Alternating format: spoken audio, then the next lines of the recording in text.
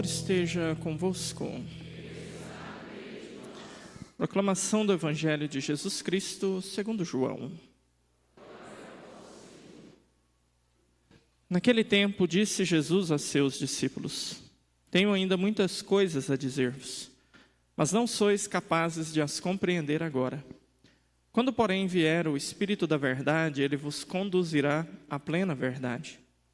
Pois ele não falará por si mesmo, mas dirá tudo o que tiver ouvido, e até as coisas futuras vos anunciará.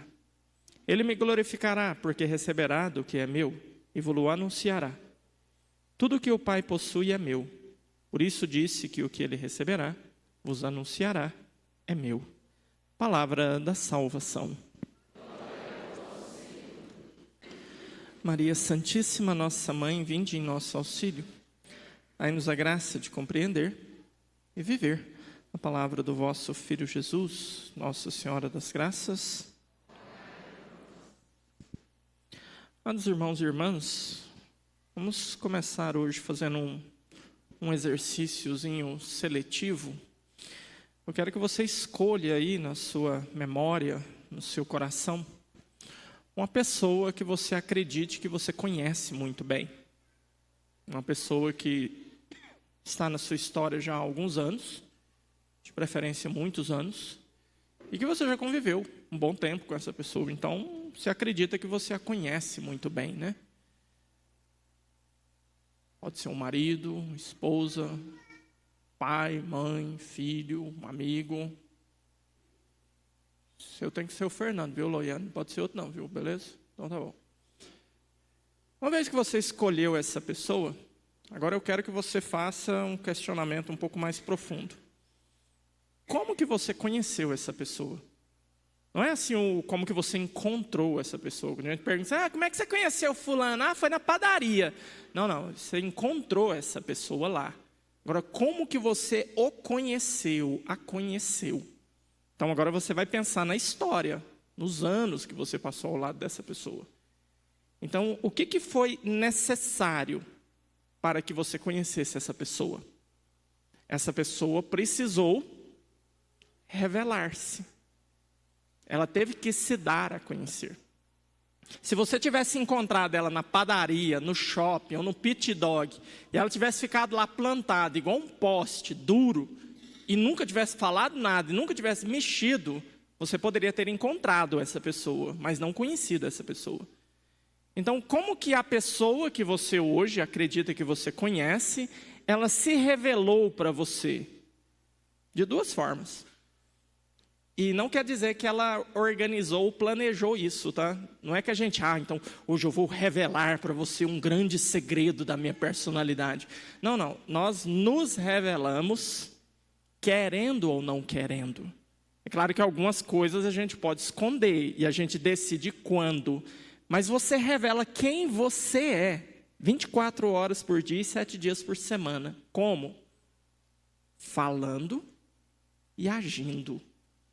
Então você se revela na medida em que você conversa com essa pessoa, você se dá a conhecer. E também na medida em que você age, por isso que a gente se revela, a gente querendo ou não querendo, a gente planejando ou não planejando. Porque o simples fato de você fazer uma escolha, uma atitude sua perto da outra pessoa, você está se revelando. Então você foi lá e não sei, vocês foram almoçar juntos e ele falou, não, pode deixar que eu pague a conta. Pronto, você está se revelando. Você está revelando aí, não sei, uma generosidade ou uma segunda intenção muito maligna, não sei, mas você está revelando alguma coisa. Então, nós conhecemos as pessoas na medida em que elas se revelam para nós. E elas se revelam para nós apenas de duas formas. Elas se revelam falando, conversando, ou elas se revelam agindo, fazendo alguma coisa. Só que aí também você precisa ser honesto, né? Não vamos ficar aqui no mundo da fantasia. E a honestidade nos dá também a certeza de que as pessoas podem se revelar para nós, mas no revelar-se a pessoa também pode nos enganar. Então nós podemos mentir. Não é que nós podemos, é que a gente mente, né? Mas não é que a gente pode, tá? Você entendeu, né? Não é legal, beleza? É errado. Mas nós escolhemos e podemos escolher enganar uma pessoa. Você pode estar ao lado de uma pessoa durante anos, durante décadas, e de repente um belo dia aquela pessoa revela uma atitude e você se assusta. Meu Deus do céu, não acredito que você é capaz disso. Nossa, eu não achei que eu tinha casado com um homem que era assim, com uma mulher que era assim.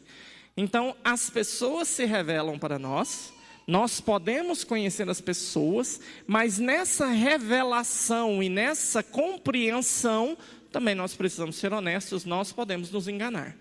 E nós podemos quebrar a cara. As pessoas podem nos enganar. As pessoas podem mentir. As pessoas podem fazer com que a gente pense que elas são algo, mas na verdade elas são outra coisa bem diferente.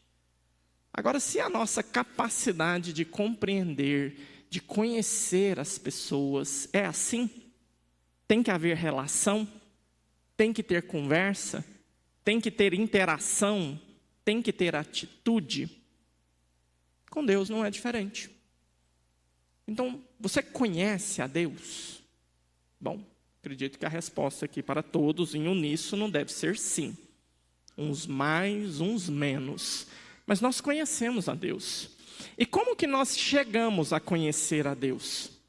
O que nós sabemos sobre Deus, sabemos como? Nós sabemos algo sobre Deus porque Deus também se revelou. Se Deus não quisesse se revelar, nós não saberíamos nada dele. Mas ele quis se revelar. E da mesma forma que você conhece uma pessoa se revelando por palavras e ações, Deus também, sendo pessoas, aqui é bom lembrar do plural, tá? Senão a festa de hoje vai para as cucuias.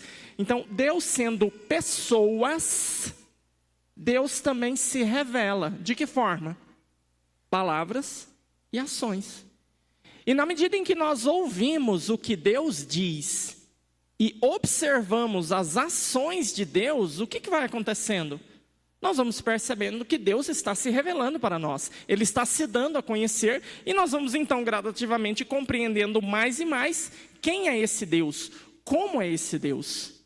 E esse Deus se revelando para nós, ele se revelou numa realidade que para nós é novidade, a gente nunca tinha visto isso ainda. Deus se revelou como Trindade. Deus se revelou como um só Deus, existe uma unidade em Deus, não existe uma triplicidade em Deus, Deus não é três, certo? Existe uma unidade, mas uma unidade onde existem três pessoas distintas.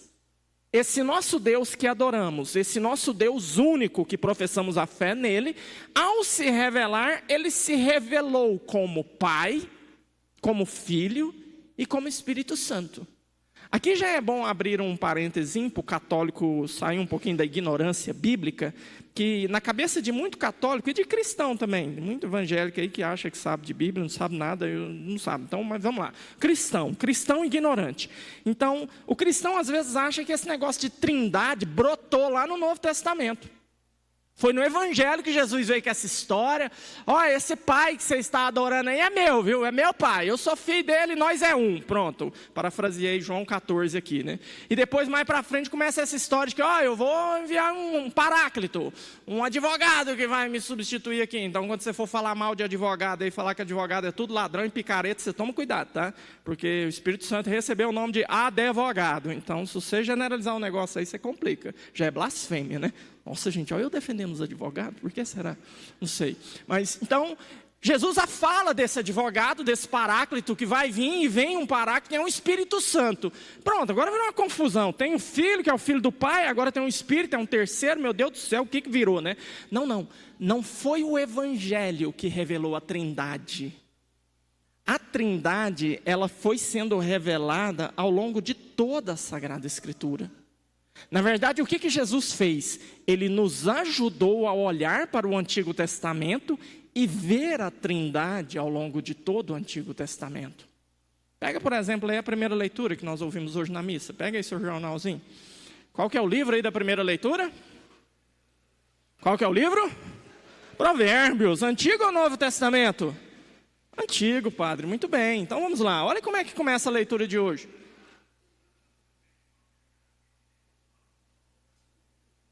Ok, boa sorte aí nas vendas, né?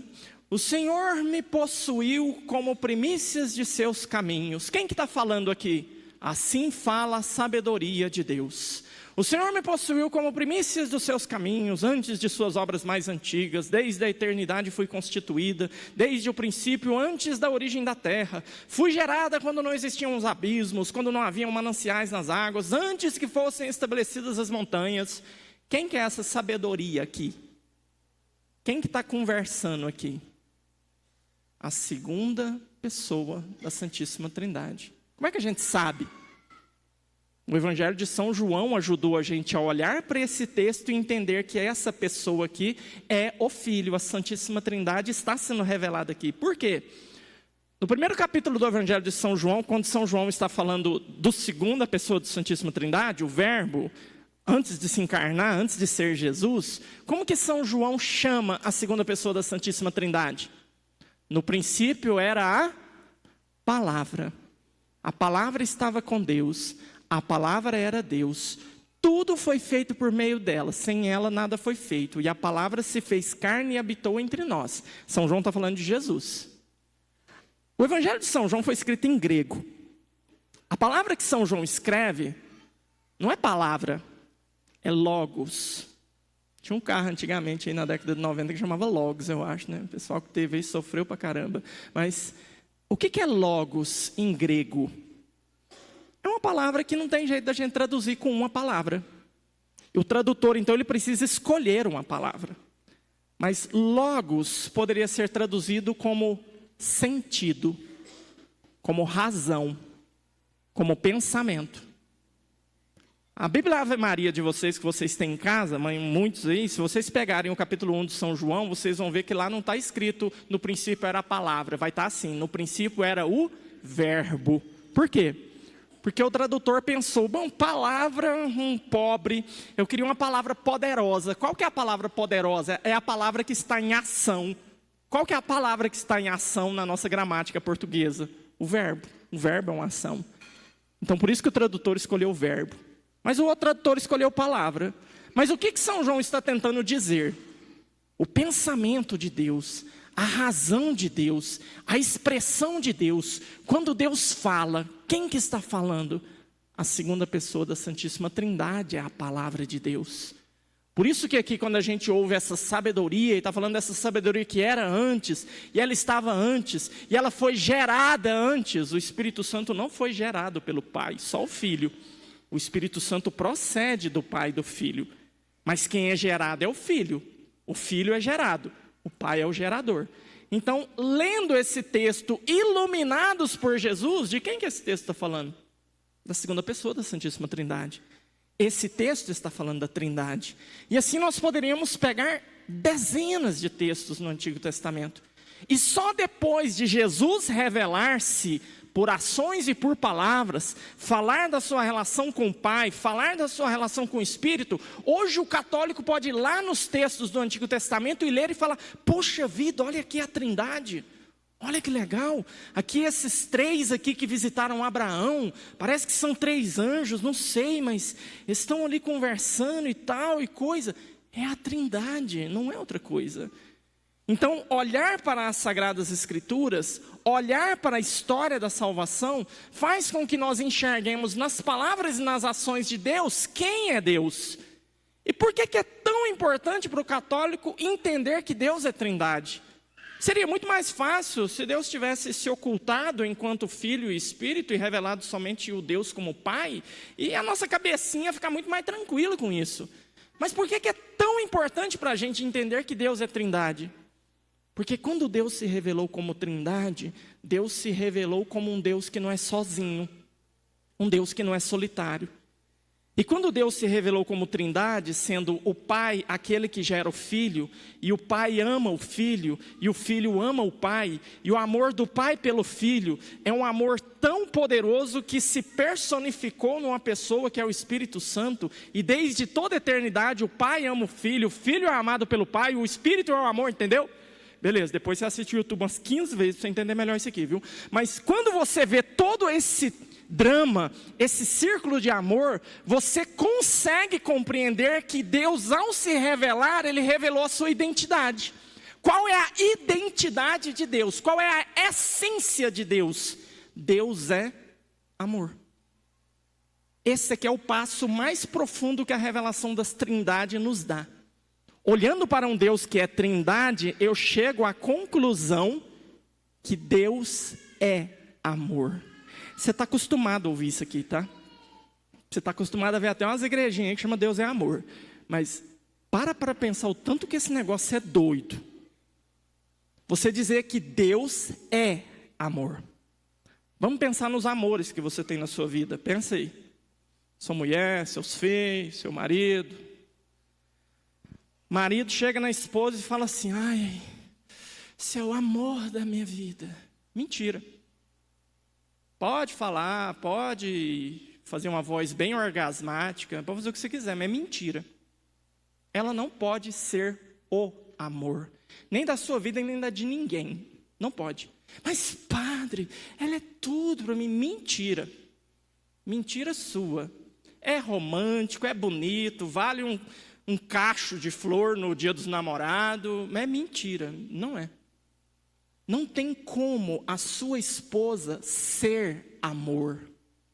E não tem como seu esposo, o esposo é mais difícil ainda, coitada, ser amor. Não tem jeito. Por quê? Por que nós não podemos ser amor? Porque se fôssemos amor, todas as nossas ações, sem exceções, seriam ações de amor. Fala para mim que uma vez ou outra você não pisou na bola. Fala para mim que uma vez ou outra você não errou, você não odiou, você não maltratou, você não foi egoísta, você não foi soberbo, você não foi irritante, você não foi um enguiço. Só precisa de uma, tá? Não precisa de duas. Se uma vez você foi alguma dessas coisas, você não é amor. Ou seja, para nós, o amor é o quê? Não é uma identidade. O amor é uma escolha. É diferente. Para nós, o amor, ele é resultado de uma luta. Ele é um desafio. Eu tenho que, a cada dia, escolher se amo ou não. Mas eu não sou amor. Eu posso amar hoje, mas eu posso não amar amanhã, porque o amor é uma escolha. Por isso que eu acho tão tosco essa palavra, quando de vez em quando o povo vem atrás de mim e fala. Eu acho tão bizarro. Ai, padre, eu não sei o que aconteceu. Eu acho que o meu amor acabou. Meu amor pelo meu marido acabou. Está errado, sua anta. Não tem jeito de amor acabar. Não tem jeito. Porque o amor é uma escolha.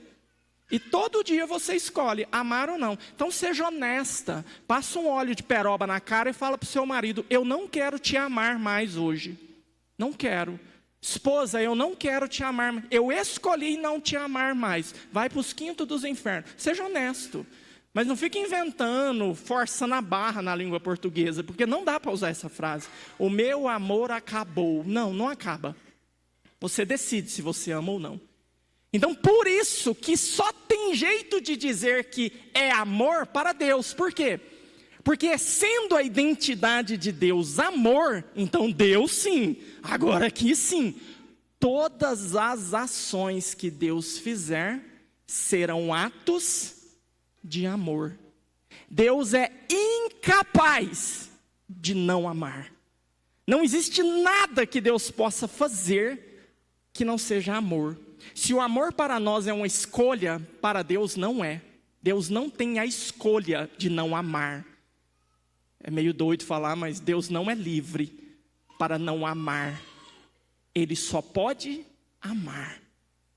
Então, qual que é a consequência de entender que a Trindade é isso, que Deus é amor e que Deus só ama? A consequência disso é você aceitar, e essa é a sua fé católica, tá? Presta atenção. É você aceitar que sendo Deus amor, e tudo o que Ele faz é amor por mim, é amor pelos seus filhos, a única alternativa agora que eu tenho já que eu sou incapaz de ser amor e de agir com amor naturalmente, agora amparado pela graça, porque sozinho também é impossível, eu preciso fazer da minha vida um projeto de vida, onde todas as minhas escolhas, eu escolherei o amor. Essa que é a ação do cristão. É esse que é o desafio do cristão.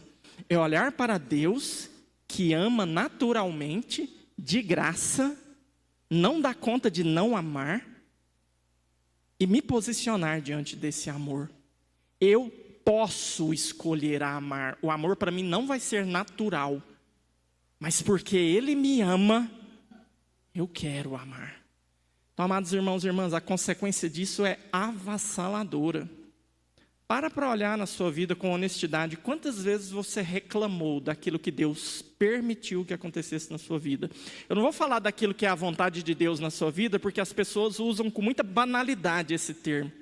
É muito desrespeitoso, então toma muito cuidado quando você for abrir a boca para falar, isso foi a vontade de Deus. Toma muito cuidado, tá? Muito cuidado. O caminhão passou por cima do filho da senhora lá e esmagou a cabeça do menino e morreu. Aí chega a vizinha, gente boa, católica, né, rezadeira, né, bate no ombro dela e fala assim, fica tranquila, é assim mesmo, era a vontade de Deus. Vai para os quintos dos infernos. Que Deus é esse que quer que uma carreta desembestada passe por cima da cabeça do meu filho? Isso não pode ser a vontade de Deus. Não pode. Mas Deus permitiu. É diferente. Deus pode não ter querido, mas Ele deixou acontecer. É diferente. Então, quantas vezes Deus permitiu coisas na sua vida e na minha vida que a gente não gostou? E que a gente se revoltou? E que a gente ostentou uma voz assim, voraz para Ele, né? Por que o Senhor deixou isso acontecer comigo? Por que o Senhor permitiu que isso acontecesse? Como o Senhor foi capaz de fazer isso comigo? Então, volta a fita. Todas as ações de Deus são ações de amor. Então, se Deus permitiu isso com você, que você não gostou, está doendo pra caramba, mas Deus permitiu isso porque Ele te ama. E de alguma forma Ele sabe que aquilo ali vai chegar num ponto em que aquilo ali vai trazer para você um bem salvífico, que sem aquilo você não teria, e talvez você não alcançaria. Eu, nos últimos meses, aí, a comunidade acompanhou minha família. A gente teve a experiência do falecimento do meu pai. E na missa de corpo presente do meu pai, tinha aqui vários padres que celebraram comigo, com Dom João. E dentre eles estava o Padre Eli, que é um padre que eu prezo muito, tenho um respeito muito grande por ele. Naquela missa eu fiz uma pregação, a missa de corpo presente do meu pai, onde eu partilhei que nos últimos 10 anos, mais ou menos, o meu pai só confessou comigo. Pensa bem, é botar muita fé no sacerdócio do filho, né? Não, porque meu pai tinha uma preguiça enorme de pegar fila de confissão. Ele tinha pavor, então se ele passasse na catedral, visse lá 10 na fila, ele não entrava nunca, morria sem confessar. E aí tinha aqui o padre, casa, eu ia lá visitar ele na garagem onde ele trabalhava, eu fazia questão de fazer uma visita um pouco mais programada sempre, no advento e na quaresma. Chegava lá, ele batia no perninha e falava, e aí? Dá uma limpada nos meus pecados aí. Aí, beleza. Aí tá entrando carro, ele falava 2 pecados, parava, ia lá, estacionava o carro, voltava, mais 2 pecados, absolvição, beleza. 10 anos de confissão. As confissãozinhas frouxa, troncha. Eu achava que meu pai já era santo. Torcia, não saiu um pecadinho mais ou menos. Pronto, meu pai adoeceu, ficou ruim, câncer, estava indo para a faca. Havia uma luz no fim do túnel que já brilhava. Estávamos no consultório do médico, eu, meus irmãos, a minha madrasta. E meu pai me puxa assim a batina e fala, vamos ali que eu tenho que confessar. Falei, como assim? Agora que... O consultório do médico era menor do que esse presbitério aqui. Então eu falei para o povo ficar gritando do lado de cá e eu do lado de lá com meu pai atrás de um biombo, ele começou a confessar. Foi a confissão da vida dele. Chorou, falou dos pecados que ele nunca tinha confessado. Ali eu vi que, às vezes, vocês têm mais fé no sacerdócio que a gente que é padre. Porque a hora que meu pai terminou de confessar e recebeu a absolvição das minhas mãos, ele levantou as mãos, mas chorou, igual um menino, de felicidade. Porque ele disse, agora sim. Agora, se Deus quiser me chamar, eu estou pronto. Então foi a confissão da vida dele. E eu partilhei isso na missa de corpo presente do meu pai. E depois o padre ali me procurou e falou assim: William, eu fiquei tão tocado por aquela fala que você disse da confissão do seu pai. E sabe o que eu pensei? Eu falei, não. Eu sabia que ia sair alguma coisa muito doida da cabeça dele. O padre ele é místico, ele é um negócio meio diferentão. Ele falou assim: você já parou para pensar que pode ser que Deus te quis padre só para confessar o seu pai e mandar ele para o céu? Eu falei, não. Então posso morrer, né? Cumpri minha missão, posso morrer. Mas depois eu fiquei pensando, né? Quanto sofrimento eu vivi com a doença do meu pai, as noites sem dormir no hospital, a angústia e o sofrimento dele. Por que Deus permitiu tudo isso? Por que Deus deixou... Meu pai não podia ter curado... Deus não podia ter curado meu pai do câncer com um estalar de dedos? Poderia. Mas Deus permitiu tudo aquilo. E daquilo ali, o que ele tirou? A melhor confissão da vida do meu pai. Agora que eu vou ser ousado e vou dizer algo que, na pior das hipóteses, poderia ter acontecido. Se o meu pai nunca tivesse adoecido, se o meu pai tivesse tido uma vida longa e saudável, se meu pai fosse aqueles velho marombeiro, travado, corda de negócio lá e tal, naval, uma alimentação balanceada, jogasse aí todo final de semana uma bolinha, saradão, aqueles velhão de 90 anos assim, travado. E meu pai, de repente, um dia, tivesse um infarto e morresse. Eu ouso dizer que provavelmente meu pai teria perdido a sua alma. Provavelmente. Porque talvez ele nunca teria tido aquela oportunidade, daquela confissão, que mudou a vida dele. Então, entende? O que é a Trindade? O que é Deus sendo amor na nossa vida? O que é você acreditar na Trindade? Aí o católico acha que é um mistério muito complexo. Não sei. Deus é um, é três. Cala sua boca, para com isso. Não é isso o drama. Não é aqui o frigir dos ovos. O frigir dos ovos é que ele sendo Trindade, ele se revelou como amor. E sendo amor, ou você agora aprende a começar a fazer escolhas, onde a sua escolha é amor, ou me desculpa, mas você não acredita na Trindade. Você não quer viver a Trindade. Por isso hoje, neste domingo, né, então, sai aí desse ostracismo, né, esse fechamento de que você acha que esse é um mistério inacessível, e começa a olhar para ele com um pouquinho mais de carinho, com um pouquinho mais de generosidade. E começa a aceitar a verdade que Deus só pode nos amar. E que ou nós começamos a escolher também amar como resposta, ou não adianta nada entrar num carro de boi, ruxar de Damolândia, de Petrolina, de Jesus, de qualquer buraco aí para a Trindade lá do Divino Padre Eterno, fazer romaria e subir escada de joelho. Não vai fazer diferença nenhuma na sua vida. A diferença é você realmente entender que Ele é assim. E agora eu preciso escolher ser assim. Não faz diferença falar que a gente acredita que Deus é trino. Louvado seja o nosso Senhor Jesus Cristo.